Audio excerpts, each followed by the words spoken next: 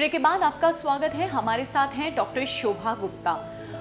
Doctor, एक दंपत्ति जब उन्हें ये पता चलता है कि वो इनफर्टिलिटी के शिकार हैं, तो कितने समय के बाद वो अपना ट्रीटमेंट शुरू कर सकते हैं? जैसा कि मैंने आपको पहले भी बताया कि शादी के 1 साल बाद तक अगर प्रेगनेंसी नहीं ठहरती है तो दंपत्ति को डॉक्टर के पास जाना चाहिए। और एक बहुत ही रूटीन इन्वेस्टिगेशन होती है जो बहुत कॉस्टली भी नहीं है।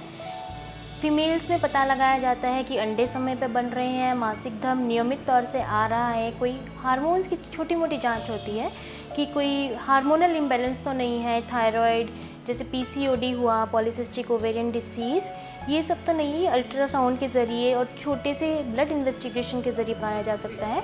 और पुरुषों का तो एक छोटा सा सीमन एनालिसिस होता है जिसमें शुक्राणु का what is the amount of the sperm and उसका जो मॉर्फोलॉजी है, काउंट है, मोटिलिटी है, ये सब देखा जाता है।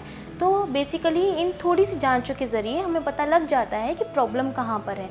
तो अगर हम इस प्रॉब्लम को ना खींचें और एक बेसिक इन्वेस्टिगेशन करा लें तो दोनों के लिए, दंपत्ति के लिए भी बेटर रहता है और डॉक्टर के लिए भी बेटर रहता है कि इलाज एक तो जल्द शुरू हो जाएगा और जो तनाव है उससे आप बच जाएंगे और प्रेगनेंसी अचीव हो जाएगी। लेकिन अगर महिला की एज 30 वर्ष से अधिक है तो हम रिकमेंड करते हैं कि विदिन 6 मंथ्स ऑफ मैरिज अगर कोई प्रोटेक्शन आपने यूज़ नहीं की है और आप प्रेगनेंसी के लिए ट्राई कर रहे हैं, सबसे पहले तो इम्पॉर्टेंट है कि कपल प्रेगनेंसी के लिए ट्राई कर रहा है कि कोई प्रोटेक्शन यूज़ कर रहा है। कोई प्रोटेक्शन यूज़ नहीं करनी चाहिए और प्रेगनेंसी के लिए ट्राई करते करते 6 महीने का समय बीत गया है और प्रेगनेंसी नहीं अचीव हो रही है, तो अगर 30 ईयर से ज़्यादा एज है तो 6 मंथ्स के बाद ही आपको इन्वेस्टिगेट करा लेना चाहिए।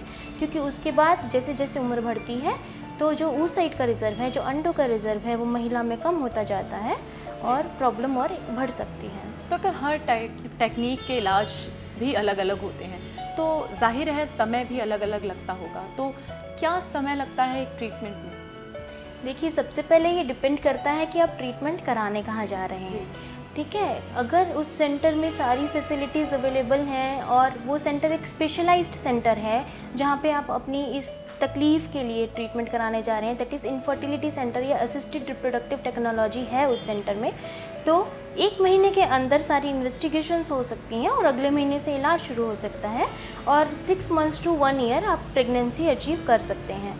लेकिन अगर आप एक डोर से दूसरे डोर जा रहे हैं, कहीं इन्वेस्टिगेशन करा रहे हैं, फिर अपना डॉक्टर चेंज कर रहे हैं, तो you can increase the amount.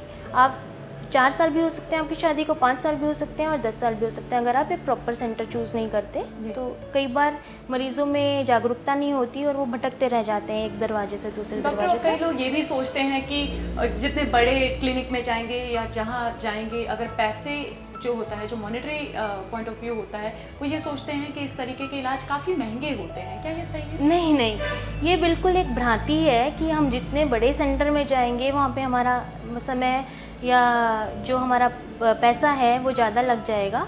बल्कि आप जितने अच्छे सेंटर में जाते हैं, जो सेंटर स्पेशलाइज्ड है इसके लिए, एक तो आपका समय बचता है क्योंकि आपकी जो सारी इन्वेस्टिगेशंस हैं वो उसी सेंटर में हो जाती हैं और आपको कारण का जल्द से जल्द पता लग जाता है। दूसरा, सारे इलाज उस सेंटर में उपलब्ध होते हैं और आपको इलाज के लिए एक जगह से दूसरी जगह नहीं जाना पड़ता। और ऐसा नहीं है कि इलाज में ज़्यादा समय लग जाएगा। कई बार आप अच्छे सेंटर में इस डर के मारे नहीं जाते, वहाँ पे हमारा पैसा ज़्यादा खर्च हो जाएगा। जैसा कि मरीज़ों में एक डर बैठा होता है कि हम बड़े सेंटर में जाएंगे तो इलाज में ज़्यादा पैसा खर्च हो जाएगा, लेकिन इस दौरान वो शादी के 4 से 10-12 साल तक हमारे पास भी मरीज आते हैं जो कि इस नतीजे पर ही नहीं पहुंच पाते। कई बार वो बोलते हैं कि डॉक्टर साहब मैं भी ठीक हूँ, मेरी बीवी भी ठीक है, कोई कमी नहीं निकली, फिर भी बच्चा नहीं हो रहा। हमें सब डॉक्टर बोलते हैं आप दोनों ठीक हो फिर भी बच्चा नहीं हो रहा। ऐसा नहीं है कि अगर 10-12 साल तक आप साथ रह रहे हैं और कोई कमी नहीं निकली तो बच्चा ठहर जाना चाहिए। इसका मतलब ये है कि आपकी डायग्नोसिस प्रॉपर नहीं बनी है, हम डॉक्टर उस नतीजे पर नहीं पहुंच पाए, या जहाँ पे भी आपने दिखाया कोई डायग्नोसिस नहीं बनी कि किस तकलीफ़ के कारण बच्चा नहीं हो रहा, प्रॉपर इलाज आपको नहीं मिल पाया। तो ये जो ड्यूरेशन अगर आप खींचते हैं तो इस ड्यूरेशन के अंदर अगर हम ट्रेवल चार्जेस देखें और 10-10, 12-12 हज़ार करके जो आपने खर्चा किया वो देखें और अपना समय देखें और जो मानसिक तनाव की स्थिति है, जब आप को रिपीटेड समाज के भी बहुत सारे क्वेश्चन उठ जाते हैं, सब संबंधी भी पूछते हैं कि क्यों नहीं हो रहा, उससे जो दंपति तनाव की स्थिति में आ जाता है वो देखें तो उससे बेटर है आप एक स्पेशलाइज सेंटर में जाएं, वहाँ पे आपके पैसे की बचत ही होती है, अधिक पैसा नहीं खर्च होता। डॉक्टर, इतनी महत्वपूर्ण जानकारी देने के लिए आपका बहुत बहुत शुक्रिया। पर कुछ चीज़ें, कुछ बातें जो आप अपने इस कार्यक्रम के ज़रिए हमारे दर्शकों को बताना चाहेंगे? हाँ ज़रूर, मैं अपने दर्शकों को यही बताना चाहूँगी कि इनफर्टिलिटी कोई लाइलाज बीमारी नहीं है और 80 से 90% केस में ड्रग्स और एक माइनर सर्जरी के द्वारा प्रेगनेंसी अचीव की जा सकती है। और ऐसे ना घबराएं कि हम एक अच्छे सेंटर में जाएंगे तो हमारा बहुत महंगा इलाज हो जाएगा। आप एक अच्छे सेंटर में जाएं जिससे कि आपके बहुमूल्य समय और धन दोनों की बचत हो, आप मानसिक तनाव से बचें और जल्द से जल्द आपके घर में भी किलकारियाँ गूंजें।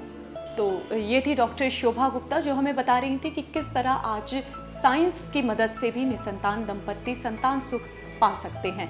आज के खास कार्यक्रम में बस इतना ही। मुझे दीजिए इजाज़त। नमस्कार।